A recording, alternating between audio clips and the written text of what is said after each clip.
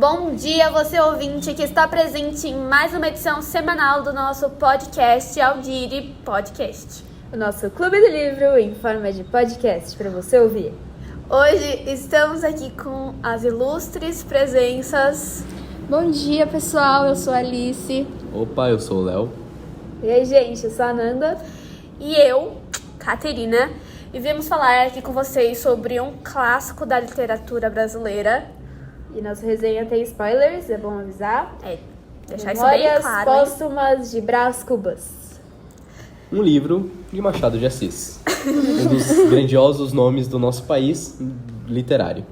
E do Clássico, romantismo, né? romance realista, certo? Isso. Muito bem. Bom, esse livro... Vamos começar com as nossas opiniões, tá? Nossas opiniões. No primeiro tópico aqui. Nossa, já tá irritada porque... Eu tô, porque eu já fiquei descobrindo que tem pessoas que discordam de mim.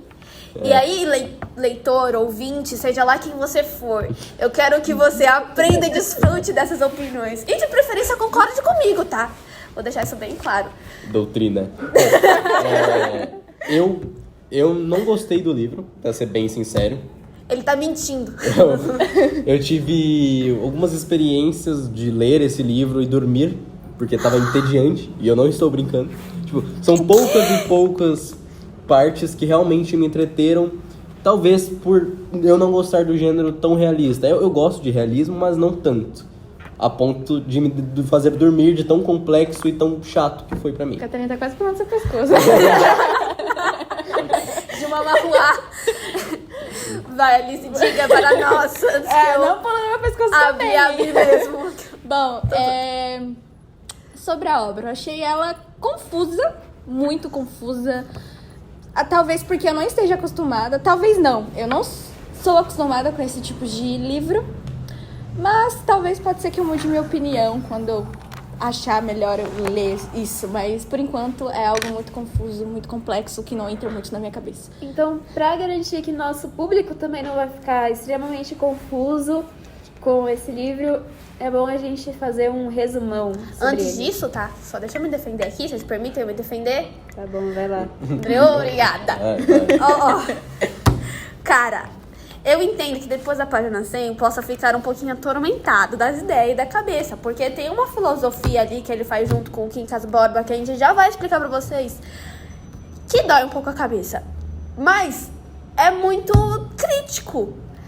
Ele usa a ironia dele, o pessimismo dele de uma forma satírica, se é que eu posso usar essa palavra. Ele faz uma crítica com ironia, mas no jeito Machado de Assis de ser.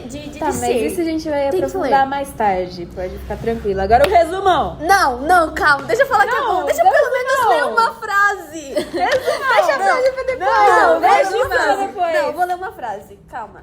Ela procurando a frase. Eu tô procurando a frase no meu livro. Caterina, o formato do podcast. É em áudio. E eu tô lendo. Ai, gente, eu não tô achando. Mas ele fala. Tem uma parte que não tem muito a ver com o que eu tô falando, que eu achei bem bonita e filosófica, que eu só vou dizer aqui. Nós matamos o tempo e o tempo nos enterra. Acabou aí, pra mim, nota 5. 5 estrelas. Muito bom, né? Podemos ir pro resumão agora?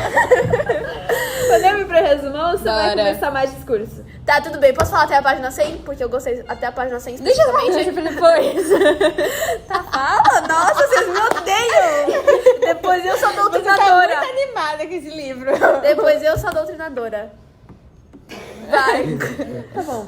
Memórias Póstumas de Brás Cubas conta a história de um carinha chamado Brás Cubas. Uau, quem imaginava? Não é mesmo? Ela vai pular no meu pescoço. Eu vou. Continuando. Que o livro começa com o autor já dizendo que ele está morto. A dedicatória do livro vai pro verme que primeiro roeu a carne do frio cadáver. Eu sei lá como é que é, eu tô citando de memória, não tá dando certo. Posso ler? Caterina, acha ela aí, por favor. Vamos lá. Leia para nós, Leonardo, com a sua voz de locutor.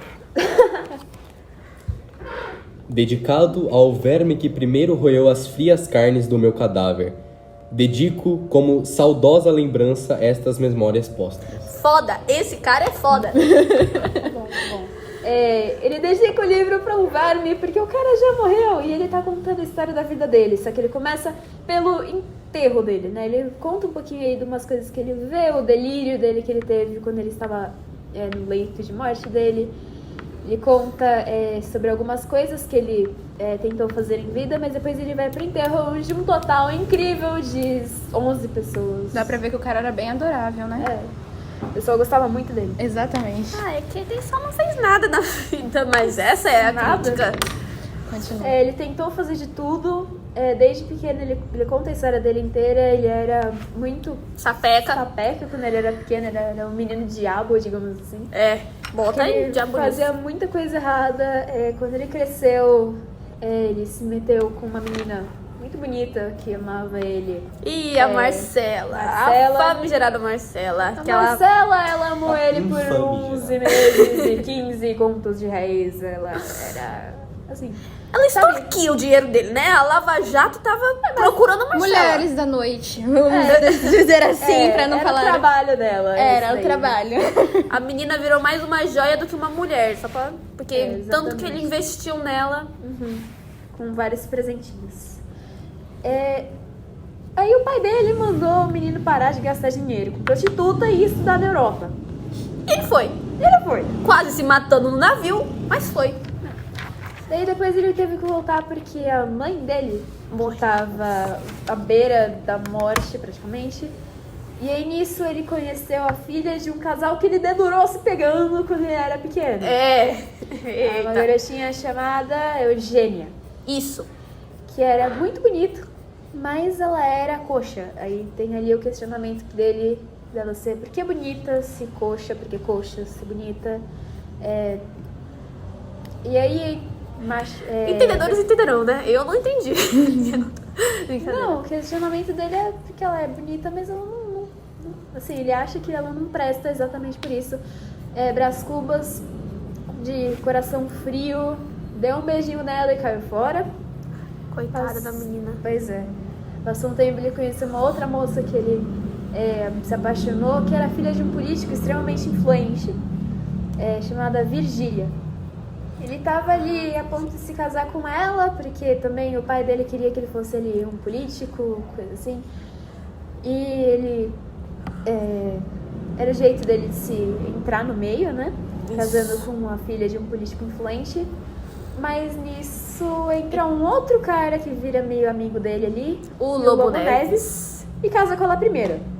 Porque a família dele era mais rica, coisa assim. O pai dela queria que ele se casasse com ela, se casasse com ele, né? Porque ele era todo garanhão, era todo senhor de novela. E o Brás Cubas era o Brás Cubas. Ele... É bem isso mesmo. Mas conforme eles vão se encontrando, depois, mais pra frente no livro, ele encontra com a Virgília de novo e ele descobre que a Virgília ainda era dele, né? Eles ainda tinham ali um negócio meio... A paixão acesa. Mesmo a Virgília sendo casada. Casada? Adorei. E ainda tinha ali um casinho. Um casinho? Um casinho? Não, ela já veio gritando um casinho. Não, o cara nem lanchava a Virgília de tarde, ela ia fazer Ele jantar comprou uma casa pra eles ficarem. Olha Ele o pagava. Contei spoiler. a gente avisou. Ele passava o jantar com o Lobo Neves e aí lanchava a Virgília depois. E de dia também, tá? Só pra deixar claro. Bem isso. Como passou o tempo, a carreira de político dele não dá muito certo. Ele tentou ser ministro também, foi um ministro medíocre. Fez algumas coisas de filosofia com um amigo dele, como a Caterina já deu todo o spoiler no começo, não é mesmo? O Quincas Borba. E o Quincas Borba, ele tem um livro próprio dele, que foi um spin-off que o Machado de Assis fez depois. Contando um pouquinho dele. O único problema do livro do Quincas Borba, que eu achei melhor do que o do Brás Cubas, aliás, é que o Quincas Borba mesmo só aparece nos 2 primeiros capítulos. Não faz sentido isso, mas tudo bem. Não faz sentido, mas tudo bem. Aí É fica... a crítica, galera. É a essência da crítica. Você nem leu o livro. Não mesmo, mas eu tô aqui Só cogitei a defendendo. ideia, só. É Machado. A gente defende, depois a gente critica. Tá, e aí, mas também não deu muito certo. Ele depois tenta fazer o empastro que ele cita lá no começo do livro, que era basicamente o que ele achava que ia curar todas as doenças. Não, ele falava que ia curar todas as doenças do mundo, mas na verdade a ideia dele era ficar famoso. Ele estava fazendo tudo aquilo para que depois que ele morresse, porque ele já sentia que estava perto do fim, ele fosse lembrado.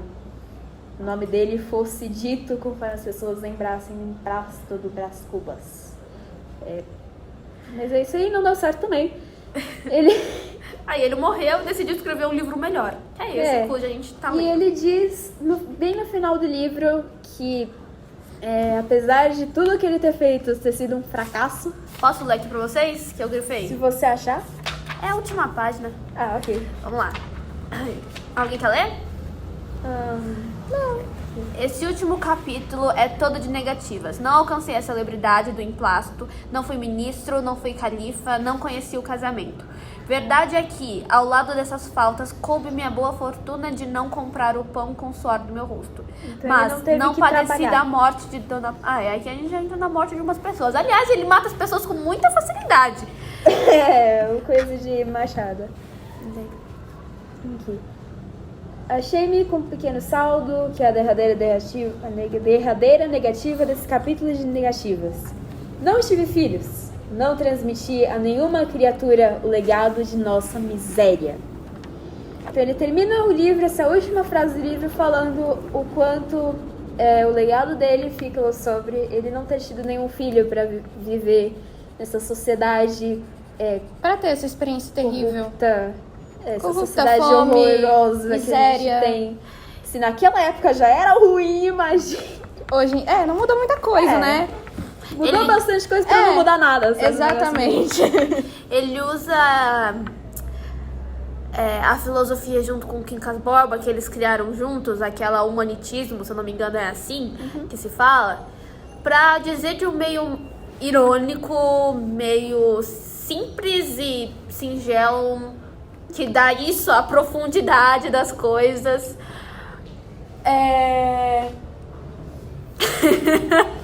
Desculpa, gente. Que dá isso a profundidade as coisas.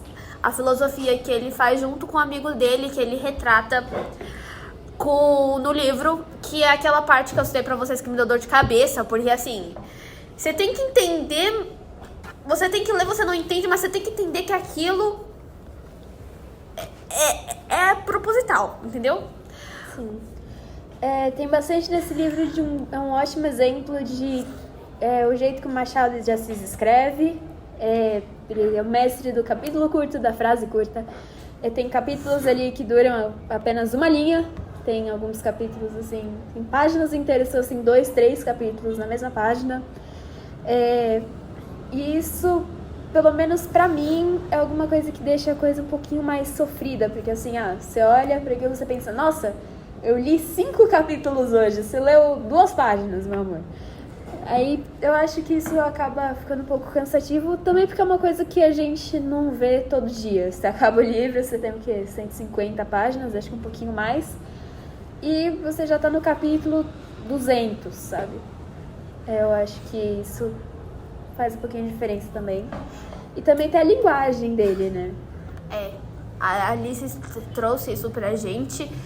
É uma linguagem um pouco mais difícil, né? Exatamente, uma linguagem um pouco mais difícil, até porque a gente, pra quem não é acostumado com esse tipo de leitura como eu, é bom sempre ter algum dicionário, ou até mesmo hoje em dia, né, o famoso Google, né?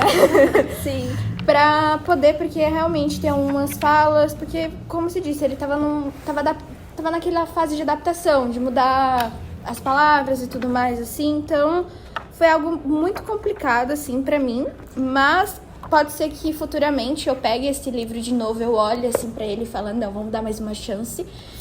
E que eu olhe assim pra ele com outros olhos e fale, olha, ele realmente é algo bem legal, não achei tão confuso, mas por hoje mesmo, não entendo muito, mas ele tem umas ideias e umas filosofias muito interessantes, como as meninas comentaram. Curtas, estranhas, mas são profundas. E o vocabulário são bastante palavras novas, né? Ele traz também bastante comparações com outros livros e outras obras, e são bastante palavras novas. São úteis, tem alguns repertórios legais para ser usado, enfim.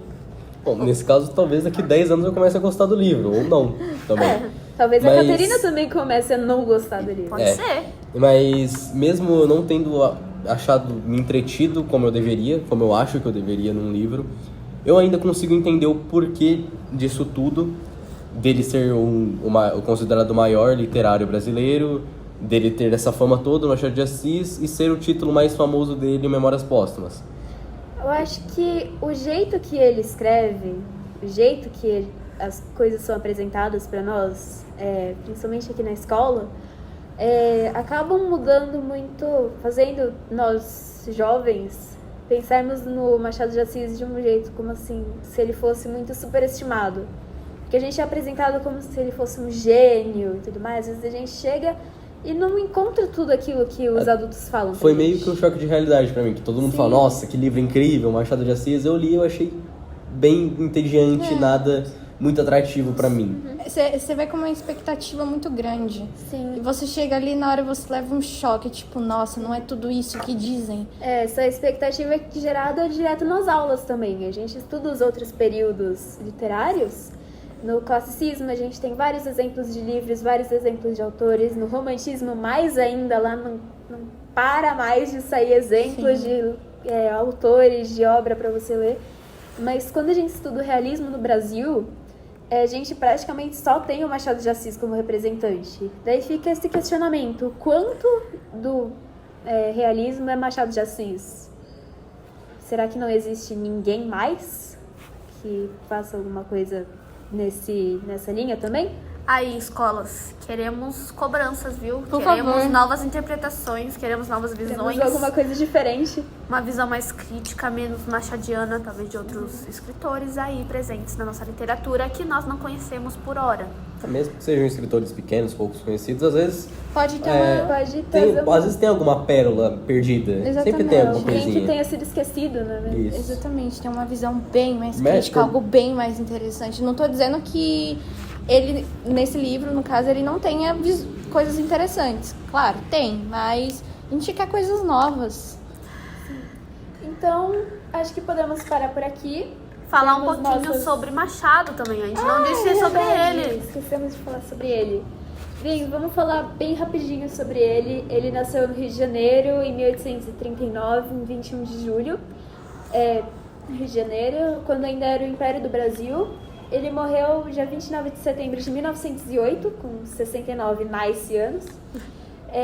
No Rio de Janeiro, na época que o Brasil já era os Estados Unidos do Brasil. Rio de Janeiro ainda era a capital. Ele era escritor, jornalista, cronista, poeta também. As principais obras dele são o Memórias Póstumas e o Dom Casmurro, o famoso Traiu ou Não Traiu. Olhos oblíquos e dissimulados. E ele foi bastante importante, mas exatamente por ele ser bastante importante, ele foi embranquecido. Machado de Assis, ele era mulato, mas não muita gente sabe disso. Bom, esse foi a edição do Clube do Livro sobre o livro Memórias Póstumas de Brás Cubas. Eu espero que você possa partilhar de uma das nossas opiniões ou ler e criar a sua própria. Tendo isso, fique o questionamento. É realmente muito superestimado ou estamos certos em superestimar o Machado de Assis? Deixe seu comentário, queremos saber a sua opinião. Detalhe, além das muitas filosofias do livro, trouxemos essas pra vocês, mas, Leonardo, te encontro na saída. Beleza. Tchau, galera. Até a próxima. Eu vou quebrar a cara dele. Ah, não vai não.